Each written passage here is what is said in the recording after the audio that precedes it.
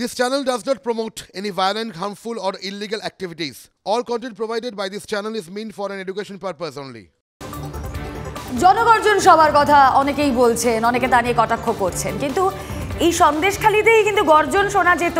সন্দেশখালীর বাঘের শাহজাহান গড় বলা হয় এই সন্দেশখালীকে। এই সন্দেশখালীতে বেনিয়মটাই যেন একমাত্র নিয়ম। স্থল জল কোথাও বাদ নেই। যা ছবি আমরা দেখছি, জমি বাড়ি দখলের পর্দা আগেই ফাঁস করেছি আমরা, আর এবার পালা জলের। বুঝলেন না তো? আসলে মাসখানেক ধরে উত্তাল সন্দেশখালীতে ভিভিআইপিদের আনাগোনা। রাজ্যপাল থেকে ডিজি, এডিজি, জেলা শাসক সকলেই পা রেখেছেন, আর সকলের ভরসা নৌকার টোটো। কিন্তু এমনটা তো হওয়ার কথা ছিল না। স্থানীয় সূত্রে জানা যাচ্ছে কলাগাছি নদীর ওপরে গাড়ি পারাপারের জন্য বাস চলাচলের পরিকল্পনা করা হয়, কিন্তু শেখ শাহজাহানের অনুমতি মেলেনি। ওখানে তো একটা প্যারালাল প্রশাসন চলতো, তাই না? ফল সন্দেশখালী বাংলার এমন এক থানা যেখানে পুলিশের কোনো গাড়ি নেই, বাইক নৌকোই তাদের ভরসা। এর ওপর ভরসা করেই চলে আইন শৃঙ্খলা। সন্দেশখালীর বাসিন্দাদের অভিযোগ, দ্বীপগুলিকে নদীপথে বিচ্ছিন্ন করে রাজত্ব কায়েম করার জন্যই এমন বন্দোবস্ত। শিবু শাহজাহানদের দাপটে জনগণের টাকায় কেনা ভেসেল পরিত্যক্ত। খেয়া পারাপারে বাড়তি টাকা গুনতে হয় স্থানীয়দের, আর জনগণের পয়সায় কেনা ভেসেল ব্যবহার করে শিবু শাহজাহানরা।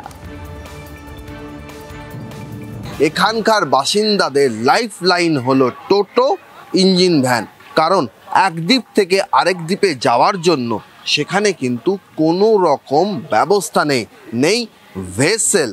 এমনকি এখানকার বাসিন্দাদের অভিযোগ হচ্ছে তাদের কাছ থেকে বেশি টাকা নেওয়া হচ্ছে, 3 টাকা করে নেওয়া হচ্ছে, যেটা এতটা নেওয়ার কথা ছিল না। তারপরও দীর্ঘদিন ধরে এখানে মেলেনি ভেসেল। 2 টাকা ছিল 3 টাকা করা হয়। কি বলা হয়েছিল?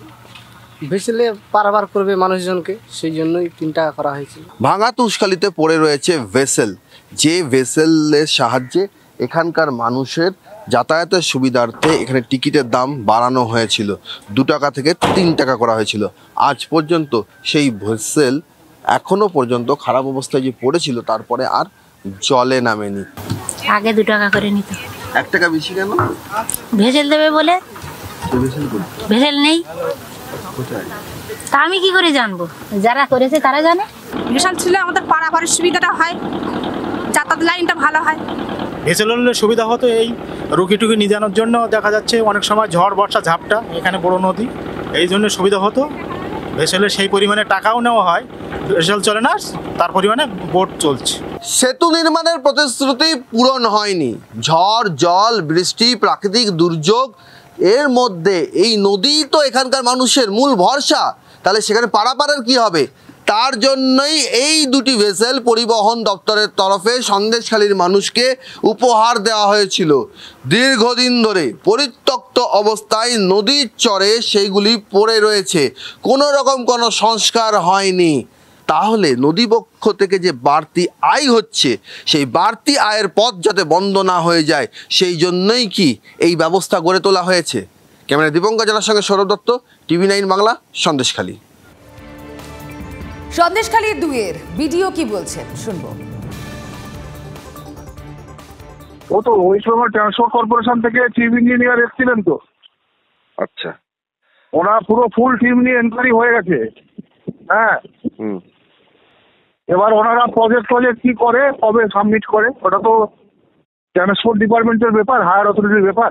ওটা তো জেলা পরিষদ থেকে হয়। জেলা পরিষদ এই ব্যস্ততার জন্য আর হয়নি, এবার হবে। বাকি বিষয়গুলো দেখছি। ওটা তো ওই 1 টাকা দিয়ে ডিসপুট আছে, ওটা অনেকেই বলেছি, দেখা যাক, ওটা মিটে যাবে।